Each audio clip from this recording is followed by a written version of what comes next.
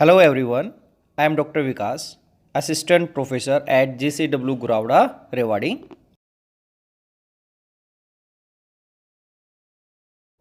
Welcome back बच्चों हम लोगों ने हमारे थर्मोडायनेमिक्स के फोर्थ पार्ट के लास्ट लेक्चर के अंदर हेल्महोल्ट्ज़ फ्री एनर्जी को कवर किया था और देखा था कि हम गिब्स हेल्महोल्ट्ज़ इक्वेशन को हेल्महोल्ट्ज़ फ्री एनर्जी की टर्म्स में कैसे लिख सकते हैं और फाइनली हम लोगों ने एप्लीकेशंस कवर की थी गिब्स हेल्महोल्ट्ज़ इक्वेशन की। बच्चे आज के हम अपने लेक्चर के अंदर देखेंगे criteria for spontaneity of a process in terms of thermodynamic potentials. तो लेट्स स्टार्ट आवर लेक्चर। बच्चे हम लोगों ने क्या देखना, आज का जो हमारा टॉपिक है वो criteria for spontaneity of a process, कि क्या क्राइटेरिया हमारा स्पॉन्टेनिटी, कोई प्रोसेस स्पॉन्टेनियस होगा या नहीं। देखो हम लोगों ने अभी तक पढ़ा है according to second law, second law हमें बताता है कि कोई रिएक्शन स्पॉन्टेनियस होगी या नहीं होगी in terms of delta G. According to second law if लिख सकते हैं delta S system plus delta S surrounding, ये किसके इक्वल आ जाएगा, डेल्टा एस टोटल या डेल्टा एस यूनिवर्स। अगर हम बोलते हैं टोटल आ जाएगा। अगर इसकी वैल्यू ग्रेटर देन 0 है तो हम बोल देते हैं हमारा प्रोसेस क्या हो जाता है, इरिवर्सिबल हो जाता है and it is spontaneous. Irreversible and spontaneous, irreversible भी होगा और वो कैसा हो जाता है, स्पॉन्टेनियस। ये हमारी कंडीशन है किसके लिए, एक फर्स्ट सेकंड लॉ ने बताया हमारे पास अगर जो हमारा टोटल डेल्टा एस टोटल आ जाए, यानी कि entropy change of system plus entropy change of surrounding, तो हमारे पास जो सिस्टम हो जाएगा वो इरिवर्सिबल बन जाएगा प्रोसेस और वो रिएक्शन कैसे हो जाएगी, स्पॉन्टेनियस। सेकंड, अगर ये delta S system plus delta S surrounding, अगर इसकी वैल्यू जिसको हमने बोला डेल्टा एस टोटल, अगर इसकी वैल्यू इक्वल्स टू 0 आ जाती है तो हम बोलते हैं कि हमारा जो प्रोसेस है वो रिवर्सिबल है एंड इन इक्विलिब्रियम। और वो कैसा है, इक्विलिब्रियम के अंदर है, ऐसा इक्विलिब्रियम दिखाते एंड इन इक्विलिब्रियम। लास्ट, अगर हमारे पास जो टोटल डेल्टा एस टोटल हमारे पास आ गया वो लेस देन इक्वल टू 0 है तो हम जो बोलते हैं वो हमारा प्रोसेस है नॉन स्पॉन्टेनियस, यानी कि वो रिएक्शन होगी ही नहीं। बट हम क्या लिख सकते हैं, but this criteria for deciding spontaneity of a process, for deciding spontaneity of a process is not convenient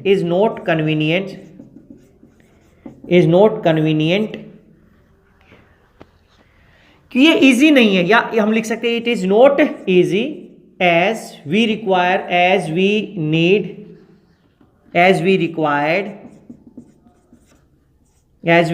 knowledge of entropy change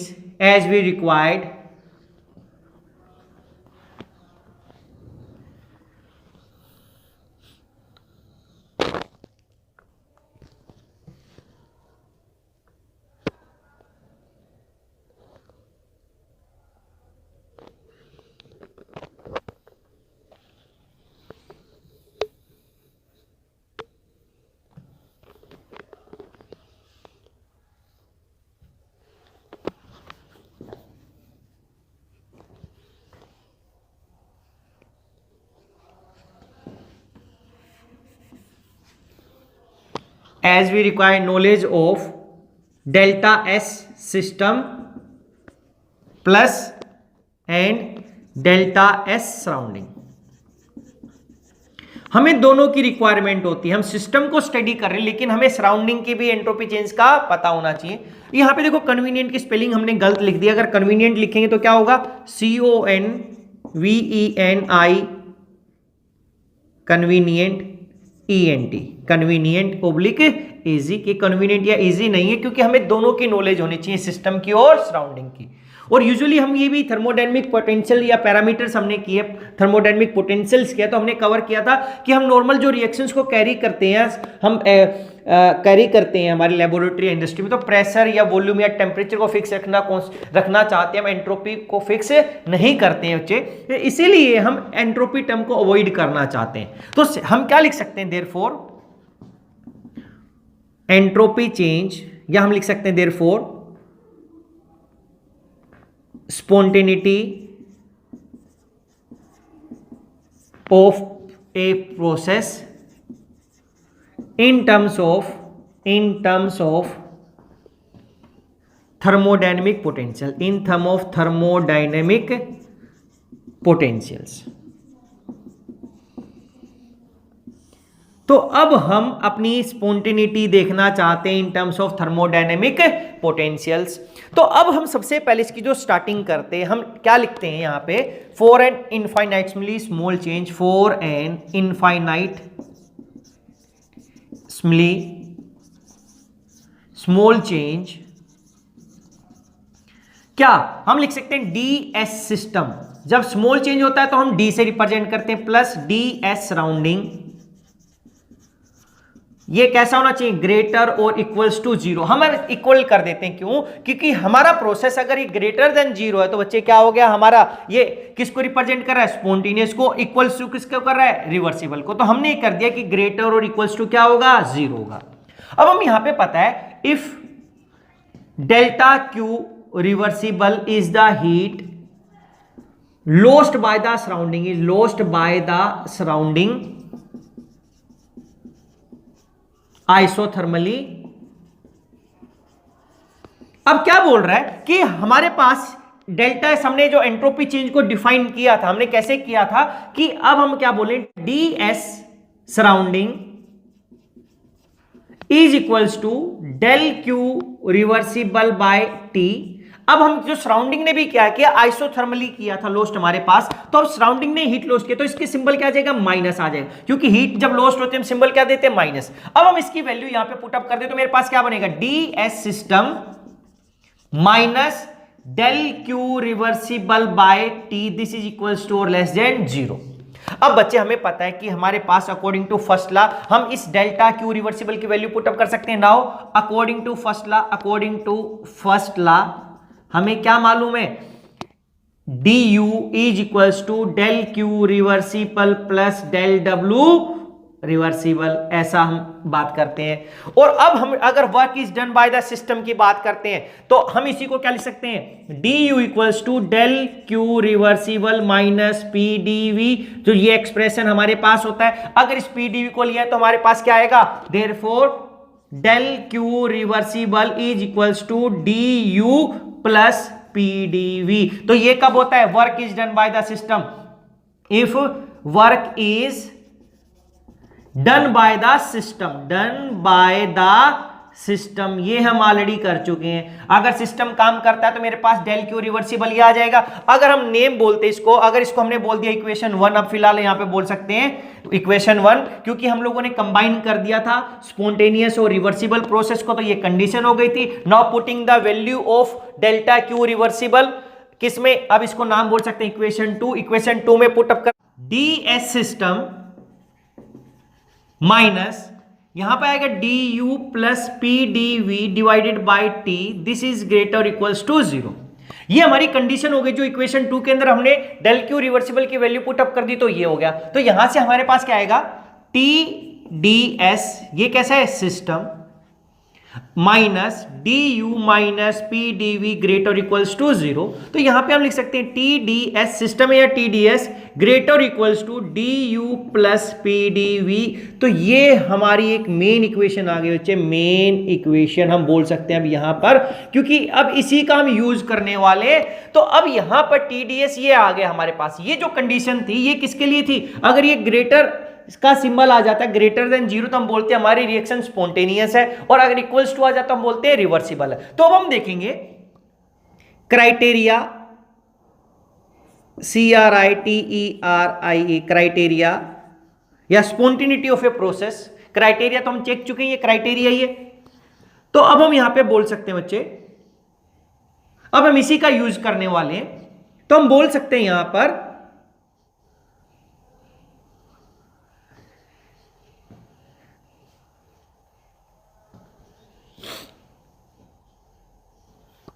ये हमारी मेन इक्वेशन होगी और हम इसी का यूज करने वाले हैं।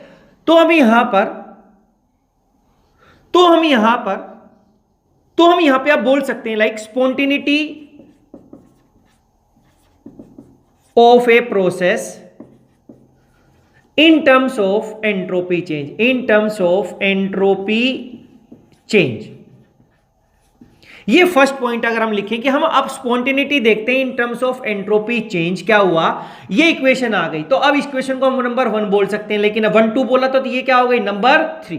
तो अब देखो, अगर हम बोलते हैं एट कांस्टेंट इंटरनल एनर्जी होगी तो क्या हो जाएगा, D equals to 0 and at constant volume DV क्या हो जाएगा, 0। तो इक्वेशन 3 क्या बन जाएगी, T D S is constant का सिंबल लगा दिया, U and V greater equals to 0, या इसी को मैं लिख सकता हूं D S at constant U and V is equals to 0। तो देखो ये हमारी एंट्रोपी के लिए कंडीशंस बन गई, क्या कि द इंक्रीज इन एंट्रोपी अगर हम लिखें तो क्या लिख सकते हैं, the increase in entropy eight constant volume and internal energy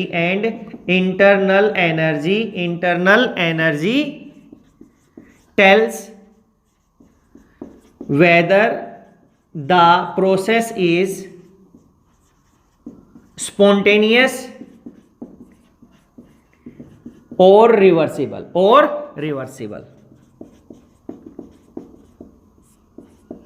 तो देखो क्या हुआ, अभी तक हम जो सेकंड लॉ के अकॉर्डिंग कर रहे थे, हमारा डेल्टा एस टोटल चेंज आना था, यानी कि जो हमारा टोटल था हमारे यूनिवर्स का, यानी सिस्टम पर सराउंडिंग, उसकी वैल्यू ज्यादा होनी चाहिए थी। लेकिन अगर हम सिस्टम की बात करें तो कह रहा है कि जो मेरा सिस्टम के अंदर चेंज आ रहा है, मेरा डीएस आ रहा है, चेंज इन एंट्रोपी आ रहा है, अगर वो हमारे सिस्टम के अंदर अगर उसकी कांस्टेंट वॉल्यूम है और उस सिस्टम के ऊपर वहां पे कांस्टेंट इंटरनल एनर्जी है, अगर वो ग्रेटर देन 0 आ गया तो मेरा रिएक्शन स्पॉन्टेनियस हो जाएगी, अगर वो इक्वल्स टू 0 तो मेरी रिएक्शन कैसी है, रिवर्सिबल। तो ये एंट्रोपी चेंज के अंदर था। तो ऐसे ही अगर हम दूसरा देख रहे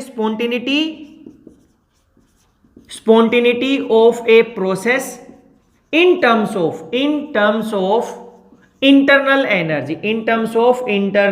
एनर्जी, पहले हमें डिसाइड किया था, एक्सप्लेन किया था, क्योंकि हम इंटरनल एनर्जी के बेस पे नहीं बता पा रहे थे इंक्रीज हो गया डिक्रीज, लेकिन अब अंडर कांस्टेंट कंडीशंस बता सकते हैं। ये इक्वेशन मेन थी हमारे पास, वी नो, क्या लिखेंगे, वी नो, ये same TDS should be equals to DU plus PdV। अब देखो इंटरनल एनर्जी कितनी इसमें आई रखा है DU, तो अब लिखेंगे एट कांस्टेंट अगर मैं एंट्रोपी कर दूं तो DS क्या हो जाएगा, 0, एंड एट कांस्टेंट वॉल्यूम कर देंगे तो क्या हो जाएगा, dV इक्वल्स टू 0। तो ये इक्वेशन क्या बनेगी, तो हम लिख सकते हैं 0 less than equals to DU, और DU के ऊपर एक कांस्टेंट क्या हो गया, वॉल्यूम एंड एंट्रोपी, ये वॉल्यूम एंड एंट्रोपी, तो हम लिख सकते हैं DU should be equals to less than 0 at constant V and S। तो ये हमारी सेकंड कंडीशंस है, जो कि हम इंटरनल एनर्जी के बेस पे भी हमारी स्पॉन्टेनिटी बता सकते हैं। लेकिन बच्चे हम फेवर नहीं करते, क्योंकि यहां पे हमें एंट्रोपी कांस्टेंट करना है, यहां पे हम एंट्रोपी का चेंज देख रहे हैं। अरे ये एंट्रोपी को तो हम अवॉइड करना चाहते थे, क्यों, क्योंकि हम एंट्रोपी को इजीली मेजर भी नहीं कर सकते और हम इसको कांस्टेंट भी नहीं रख सकते, जितना इजीली हम प्रेशर, वॉल्यूम या टेम्परेचर को कांस्टेंट रख सकते हैं। तो अब हमारे पास ऐसे ही थर्ड अगर हम देखें, spontaneity in terms of enthalpy change, ये हमने लिख दिया, लेकिन हम इन दोनों में फेवर करना नहीं चाहते, तो हमें लिखा है एंड वी नो, हमें पता है कि हमें रिलेशन पता था एंथैल्पी और internal, we know H is equals to U plus PV। ये अगर मैं इस इक्वेशन को डिफरेंशिएट कर दूं, on differentiating this we get क्या, DH is equals to DU plus PdV plus VdP। देखो बच्चे, हमें फाइनली इस इक्वेशन का यूज करना है, ये हमने मेन इक्वेशन बोला है। तो हमारे यहां पे दिख रहा है DU और PdV, क्योंकि हमें इस इक्वेशन में लाना है हमारा H। तो यहां पर H को मैं कैसे लिख सकता हूं, क्योंकि यहां पे du pdv है, यहां पे भी du प्लस pdv, तो मेरे पास क्या हो जाएगा dH minus vdp is equals to du plus pdv। अगर हम इसकी वैल्यू पुटअप कर दे by putting the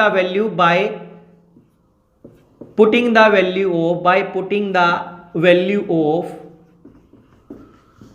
du plus pdv in equation 3 we get, अगर हमें आ जाता है in terms of enthalpy change, तो देखो ये यहां तक तो हमें करना ही पड़ेगा, उसके बाद ये हमें अलग अलग रिक्वायरमेंट अगर एंथैल्पी के टर्म में चाहिए तो हमें ये करना पड़ेगा। फिर यहां से फिर हमें क्या करना है, du प्लस pdv की वैल्यू पुटअप करेंगे तो क्या आएगा यहां से, therefore TDS greater equals to DH minus VDP। अब देखो ये इक्वेशन आ गई हमारे पास। अब यहां पे H तो हमें आ ही गया, अब हमारे पास दो वेरिएबल आ रही है, DS हो रहा है DP, तो एट कांस्टेंट एंट्रोपी कांस्टेंट हो जाए तो ds क्या हो जाएगा 0, एंड एट कांस्टेंट अगर हम प्रेशर बोल दे तो dp क्या हो जाएगा 0। तो ऐसा करने से हमारे पास क्या हो गया 0 less than equals to dh, और कांस्टेंट यहां पर हमारे पास क्या आ गया एंट्रोपी एंड प्रेशर। तो फिर हमारे पास क्या लिख सकते हैं, एंथैल्पी की चेंज में देखो तो dH SP less than equals to 0। तो अगर हमें एंथैल्पी के रिस्पेक्ट में भी देखना है तो मेरे पास कौन सा फैक्टर आ रहा है, हमें एंट्रोपी को फिक्स करना पड़ेगा। यहां पर अगर इसकी वैल्यू चेंज इन एंथैल्पी की वैल्यू हमारी लेस देन 0 है तो हमारा प्रोसेस स्पॉन्टेनियस है, अगर इक्वल्स टू 0 तो हमारा रिवर्सिबल है। लेकिन फिर मैं इसको अवॉइड करूंगा सिस्टम को, क्यों, क्योंकि यहां पे एंट्रोपी को हमें फिक्स करना पड़ेगा सिस्टम का। तो अब इसके बाद हम लिख सकते हैं for in spontaneity in terms of gives free energy, in terms of gives free energy। अरे इसीलिए तो हम लोगों ने ये थर्मोडायनेमिक जो पोटेंशियल थे G और A को यूज किया था। तो क्या हमें पता है G is equals to H minus TS and H is equals to U plus PV। Putting the value of H in equation this we get G is equals to U plus PV minus TS। अब अगर हम इसको differentiate कर दे, differentiating this we get क्या मिला हम लोगों को DG equals to DU plus PDV plus VDP minus TDS minus SDT। बच्चे देखो ये आ गया। अब हमें सेम इक्वेशन 3 का यूज करना है। यहां पर हमारे पास किसकी वैल्यू है, हमें इस इक्वेशन में DG टर्म लानी है, चेंज इन G। अब हमें पता चल रहा है यहां पे DU प्लस PDV है, अगर हम DU प्लस PDV की वैल्यू देखें तो क्या हो जाएगा DU plus PDV equals to DG minus ये टर्म उधर जाके VDP plus TDS plus SDT। Putting the value of DU plus PDV, putting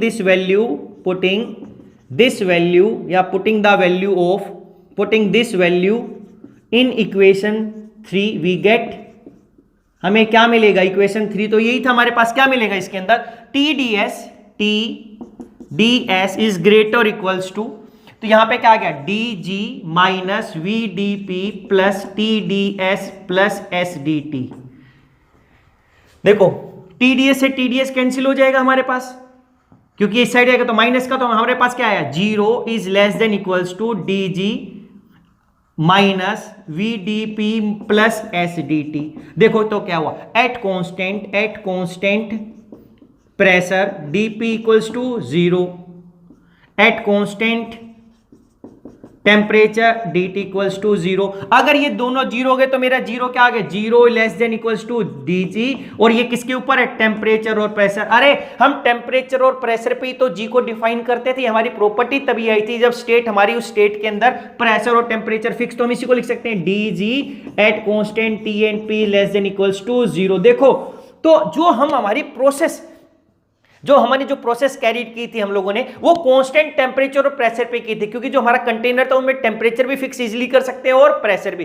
तो अब वहां पे हमने देखा कि हमारा उस स्टेट के ऊपर एक फंक्शन एग्जिस्ट करेगा जिसको हम बोलते हैं गिव्स फ्री एनर्जी, यानी कि उस स्टेट को रिप्रेजेंट करेगा इन दो कंडीशंस पे। अगर अब DG जो चेंज है अगर वो लेस देन 0 है और ये डीजी क्या था, ये हमारा था net useful work done by the system. इसकी जो वैल्यू में डिक्रीज आएगा वो क्या देगा हमें, net useful work done by the system. तो मैं नेट यूजफुल वर्क डन तो मैं निकाल ही सकता हूं कितना हो सकता है, उससे मेरे को उसके चेंज के बारे में पता चलेगा। तो कह रहा है कांस्टेंट टेम्परेचर और प्रेशर पे इसकी वैल्यू अगर 0 से लेस है तो हमारा प्रोसेस कैसा होगा, स्पॉन्टेनियस। अगर इक्वल्स टू 0 तो हम क्या बोलते हैं, वो रिवर्सिबल प्रोसेस है। तो इसीलिए हम स्पॉन्टेनिटी को अब एंट्रोपी की टर्म में ना लिखकर और इन तीनों की टर्म में भी, इंटरनल एनर्जी, एंट्रोपी या in the change in terms of enthalpy, हम प्रेफर नहीं करते। हम प्रेफर करते हैं इन terms of gives free energy, क्योंकि यहां पर हमारे पास एंट्रोपी का कोई फंक्शन या एंट्रोपी वर्ड ही नहीं आया। ऐसे ही लास्ट हमारे पास जो है, हमारे पास है स्पॉन्टेनिटी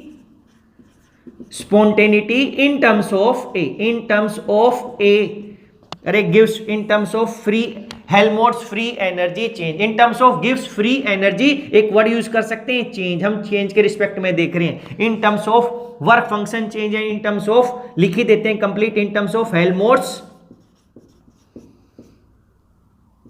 फ्री एनर्जी चेंज या हेल्महोल्ट्ज फ्री एनर्जी चेंज। बच्चे अब इसके अंदर भी हमने कुछ अलग से नहीं करना। अब हमें पता है, वी नो, ये तो ऐसे ही स्टार्ट करते हैं हम लोग। ए का रिलेशन क्या होता है, ए इक्वल्स टू क्या था हमारे पास, ये H minus U minus T S था। This is A equals to U minus T S. अब सेम यहां पर अब हम डिफरेंशिएट दिस इक्वेशन कर दें तो हमारे पास डी ए की वैल्यू आ जाएगी। यहां पर क्या आएगा, differentiate this equation, differentiate this equation, हमें क्या मिलेगा, D A equals to D U minus T D S minus S D. अगर हम यहां से टी डी एस की वैल्यू निकालें, टी डी एस ये इस साइड आ जाएगा तो क्या आ जाएगा, D U minus D A minus S D T. क्यों, क्योंकि हमारे पास इक्वेशन 3 में टी डी एस आ रखा है। अब लिख सकते हैं by putting the value of, by putting value of T D S in equation 3। अगर हम इक्वेशन 3 में पुट अप कर दें टीडीएस की जगह तो क्या आएगा, यहां पर देखो, D U minus D A minus S D T greater equals to D U plus P D V. ये आ गया बच्चे।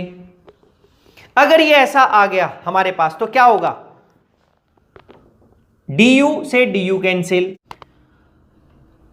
अगर हम यहां से माइनस कॉमन ले ले तो क्या आ जाएगा, D A plus S D T less than equals to minus P D V. तो अब कांस्टेंट कर दें, एट कांस्टेंट क्या बच्चे, टेम्परेचर, तो क्या आएगा, D T equals to 0 and constant volume, and at constant volume क्या आ जाएगा, डी वी इक्वल्स टू 0। तो यहां से क्या आ जाएगा, D A is less than equals to 0। लेकिन ये कब किसके ऊपर आएगा, कांस्टेंट टी और वी पे। देखो ये आ गया हमारे पास लास्ट रिलेशन कि हम लोगों ने ए को डिफाइन किया था किस पे, कांस्टेंट टेम्परेचर और कांस्टेंट वॉल्यूम पे, तभी हमारा ये फंक्शन या प्रॉपर्टी हमारे स्टेट ऑफ सिस्टम को रिप्रेजेंट कर रही थी। तो अब हमारा सिस्टम अगर जो प्रोसेस है वो कांस्टेंट टेम्परेचर और कांस्टेंट वॉल्यूम पे हो रहा है और अब हम उसकी उस प्रोसेस को देखना चाहते हैं वो स्पॉन्टेनियस है या नहीं, तो हमें एंट्रोपी से कोई लेना देना नहीं है। हम देखेंगे कि वहां पर जो उसका चेंज आया हेल्महोल्ट्ज फ्री एनर्जी में जो ये फंक्शन था उसकी वैल्यू अगर इक्वल्स टू 0 है तो वो क्या हो जाएगा हमारे पास, इक्वल्स टू 0। तो इसका मतलब वो प्रोसेस हमारे पास रिवर्सिबल है। अगर वो लेस देन 0 है तो हम क्या बोल देंगे, वो प्रोसेस कैसा है, स्पॉन्टेनियस। लेकिन कब, एट कांस्टेंट टेम्परेचर और कांस्टेंट वॉल्यूम।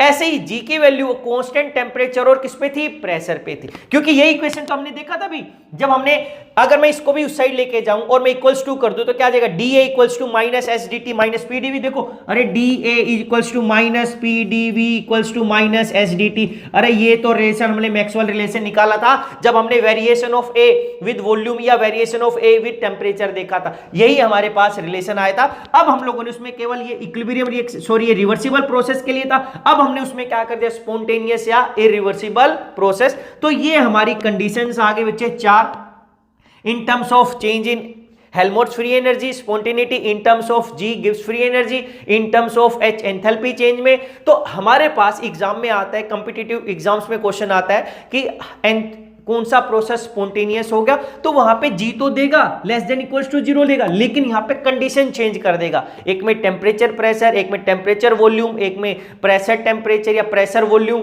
एक में टेम्परेचर वॉल्यूम। तो आपने देखना कि हम जी को डिफाइन कहां पर करते हैं, तो हमें पता है टेम्परेचर और प्रेशर होगा, वही टर्म राइट होगी, उसी कंडीशंस पे हम change in value of G check करेंगे। तो ये था हमारे पास स्पॉन्टेनिटी ऑफ ए प्रोसेस की कोई रिएक्शन स्पॉन्टेनियस होगी तो हम उसको एंट्रोपी चेंज के रिस्पेक्ट में ना देखकर हम हमारे ये दो फंक्शंस जो हमने नए थर्मोडायनेमिक पोटेंशियल्स भी बोल देते हैं इंट्रोड्यूस किए थे और इनकी वैल्यू को हम देखते हैं कि वो इंक्रीज हो रही है या डिक्रीज, तो हम डिक्रीज होती है या इक्वल्स टू जीरो आती है तब हमारा प्रोसेस स्पॉन्टेनियस होगा या रिवर्सिबल होगा। तो चलिए हमारे पास इसके बाद जो नेक्स्ट टॉपिक आता है वो आता है हमारे पास Nernst heat theorem and third law of thermodynamics, जिसको हम अपने नेक्स्ट लेक्चर के अंदर कवर करेंगे। बच्चे जो अब फाइनली अभी तक जो टॉपिक हमने कवर किया है उसके बेस पे आपको कुछ एमसीक्यू ट्राई करने हैं, जिसमें क्वेश्चन नंबर फर्स्ट है फॉर ए रिवर्सिबल प्रोसेस की किसी भी रिवर्सिबल प्रोसेस के लिए कौन सी कंडीशंस ट्रू होगी। फिर है फॉर सेकंड क्वेश्चन हमारे पास for spontaneous process value of delta J is, किसी भी स्पॉन्टेनियस प्रोसेस के लिए हमारी जो change in Gibbs free energy की वैल्यू क्या होगी। फिर क्वेश्चन नंबर 3 है for two different path between same two points entropy changes, कि कह रहा है कि अगर हमारा दो पॉइंट्स है ए और बी तो उसके बीच में हम अगर डिफरेंट पाथ्स के थ्रू ट्रैवल करें फिर हमारा तो हम जानना चाहते हैं कि इसके अंदर एंट्रोपी चेंज क्या होगा फाइनली दो पॉइंट्स के बीच में। फिर उसके बाद है question number 4 when two equilibrium state are infinitely near, कह रहा है कि जब दो इक्विलिब्रियम स्टेट बिल्कुल पास पास होंगी इनफाइनाइटली नियर होंगी तो कौन सी कंडीशंस ट्रू होगी। फिर हमारे पास नेक्स्ट क्वेश्चन है fill in the blanks the entropy of a isolated system always dash and become a dash at the state of equilibrium, कह रहा है इक्विलिब्रियम स्टेट के ऊपर जो हमारा एंट्रोपी होगी किसी भी आइसोलेटेड सिस्टम की वो कैसी होगी। उसके बाद हमारे पास क्वेश्चन नंबर 6 है which of the following can be considered as an application of entropy principle, कि इसके अंदर से कौन सा एक एप्लीकेशन है हमारी एंट्रोपी प्रिंसिपल की। फिर हमारे पास क्वेश्चन नंबर 7 है which of the following relation is correct, हमें बताने कि इसमें से कौन सा रिलेशन करेक्ट है। फिर question number 8 which of the following equation is true, इसमें भी हमें बतानी कौन सी एक इक्वेशन इसमें करेक्ट है। Finally question number 9 the equation TdS is equals to du plus PdV is obtain from which law, कि जो ये इक्वेशन हमें मिलती है किस लॉ से हमें ऑब्टेन हुई है या किस लॉ से हमें मिली है ये हमें बताना है। And that's all for today.